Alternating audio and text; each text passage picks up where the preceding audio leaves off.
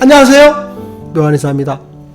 피부 환자분들을 진료할 때 저희가 초진 차트를 작성하게 하거든요. 그래서 본인이 병이 뭔지를 작성하게 되어 있어요. 그런데 환자분들이 작성하다 보면 체크하는 항목에서 내 병이 뭐 한 5개, 막 6개까지 체크하는 분들이 굉장히 많아요. 보통 2-3개는 기본이거든요.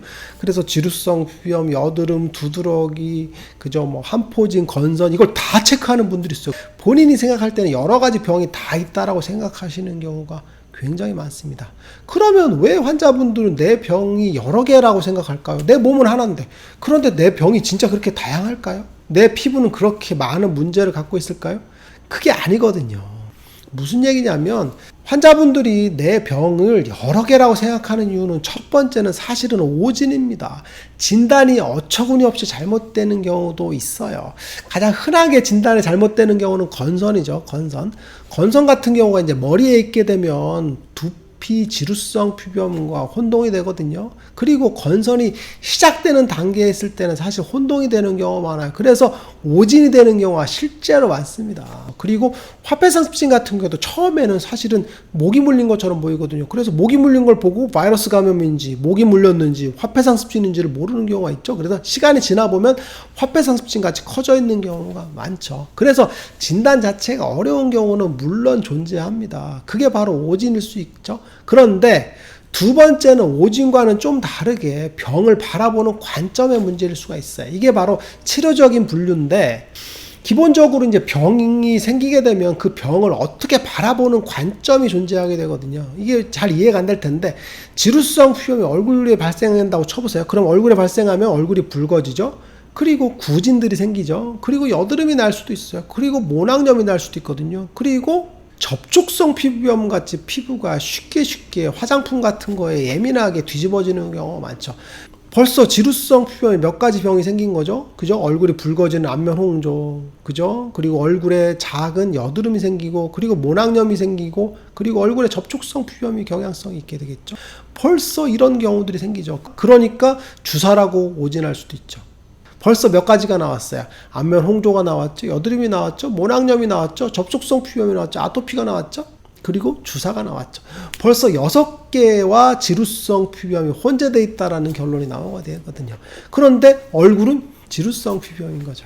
지루성 피부염인데 어떤 측면에서 보게 되면 지루성 피부염에 여드름이 겹쳤으니까 여드름으로 볼 수 있고, 지루성 피부염에 모낭염이 겹쳐 있으니까 모낭염으로 볼 수도 있고, 지루성 피부염 중에서 습진형 타입 같은 경우는 접촉성 피부염처럼 쉽게 뒤집어지니까 접촉성 피부염으로 볼 수도 있고, 아토피로 볼 수도 있겠죠. 그리고 지루성 피부염 양상 중에서 홍조 양상이, 그죠? 그리고 구진 농포 양상이 생길 경우에는 주사로 볼 수도 있겠죠.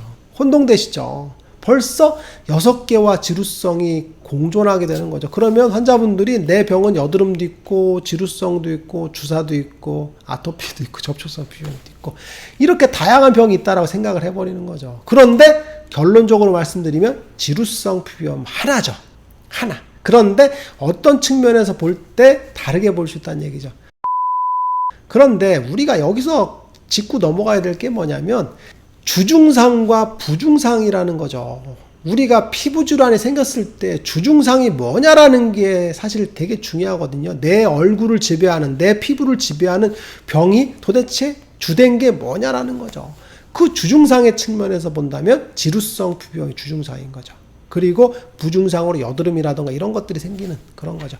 그런데 왜 주증상과 부증상, 즉 주증상과 부속기의 증상들, 이렇게 분류할 수 있거든요. 이게 왜 중요하냐면 지루성 피부염인 경우에 여드름이 겹칠 수 있겠죠. 그리고 모낭염이 겹칠 수 있겠죠. 그런데 여기서 왜 문제가 발생을 하냐면 지루성 피부염과 여드름이 겹쳤다고 쳐보세요. 그런데 여드름을 치료해 준단 말이에요. 여드름을 치료하는 치료법을 써주게 돼 있어요. 그러면 어떻게 되냐면 여드름이 좋아질 수 있겠죠. 압출을 잘해주면 여드름이 좋아지잖아요. 그런데 좋아졌다가 지루성이 낫지를 않죠. 그럼 어떻게 되겠어요? 다시 여드름도 심해집니다.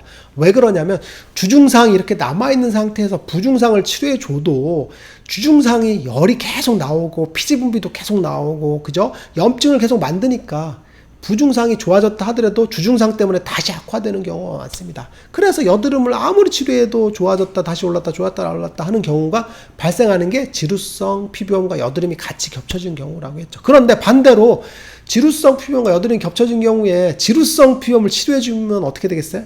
맞습니다. 여드름이 같이 없어지는 경우가 많죠. 그리고 지루성 피부염과 여드름이 겹쳤을 때 여드름을 치료해주지 않고 지루성 피부염을 먼저 치료해주게 되면 지루성이 쭉 나은 상태가 되기 때문에 여드름은 더 심해지지 않고 유지되거나 혹은 더 좋아지거나 하겠죠. 그럴 때는 여드름만 짜주게 되면 쏙 하고 없어지는 경우가 많죠. 그래서 지루성 피부염과 여드름이 겹쳤을 때는 지루성을 먼저 치료해주게 되면 여드름도 같이 없어지는 경우가 많고, 그리고 남는 경우에는 여드름만 짜주면 된다라고 얘기했잖아요. 그래서 이런 이유가 생기는 거죠. 그건 왜 그러냐면 주중상을 치료해주기 때문에 부중상도 같이 좋아지거나 부중상만 존재했을 때는 그걸 없애주면 된다는 얘기죠.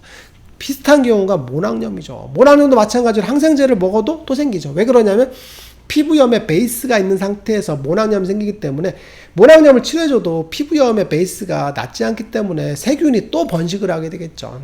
그런 경우는 당연히 지루성 피부염을 없애주면 모낭염도 같이 없어지는 그런 메커니즘이라고 보시면 될 것 같아요.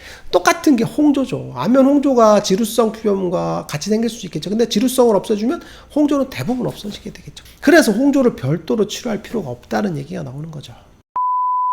그러면 이 얘기를 다시 또 원론적으로 돌려볼게요. 무슨 얘기냐면, 그러면 주중상이 있고 부중상이 있잖아요. 그러면 내가 피부질환이 있다고 쳐보세요. 그러면 나의 주중상은 뭔지를 찾는 게 중요하겠죠. 그런데 여기서 중요한 게 뭐냐면 이게 바로 병인과 관련이 있습니다.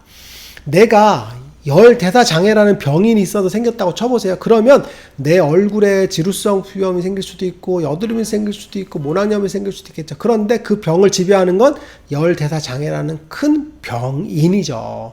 이 병인에 의해서 내 피부염이 생긴 거죠. 그래서 이 병인을 제거하는 치료를 해주게 되면 지루성, 여드름, 모낭염, 이게 홍조, 이게 같이 다 없어지는 그런 이유가 되는 거죠.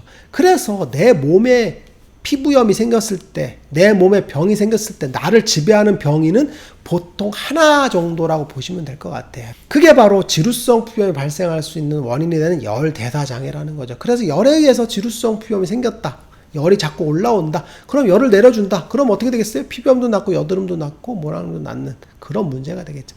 비슷한 경우가 마찬가지죠. 화폐상습진이 생기게 되는 원인이 되는 체액정체를 해소시켜주죠. 그러면 몸의 체액순환이 좋아지기 때문에 화폐상습진이 사라지게 되겠죠. 그런데 얼굴도 깨끗해지고 내 몸의 피부도 보들보들해지는 그런 상태가 된다는 얘기입니다. 그게 바로 내 몸의 체액순환 정체가 전체적으로 다 있었기 때문에 벌어지는 얘기죠. 그러니까 피부도 꺼슬꺼슬하면서 윤기가 없는 형태가 되는데, 체액순환이 좋아지니까 어떻게 됐어요? 내 몸에 체액의 찌꺼기들이 안 생기기 때문에 몸이 부들부들해지는 그런 상태가 되는 거겠죠. 똑같은 얘기입니다. 아토피염도 알레르기와 만성 습진의 경향성을 붙어버리는 거죠. 그게 바로 사라지기 때문에 내 몸에서 알레르기가 줄게 되고, 그래서 음식에 의한 영향들이 줄게 되고, 그죠? 예민도가 줄어드는 그런 상태가 되겠죠.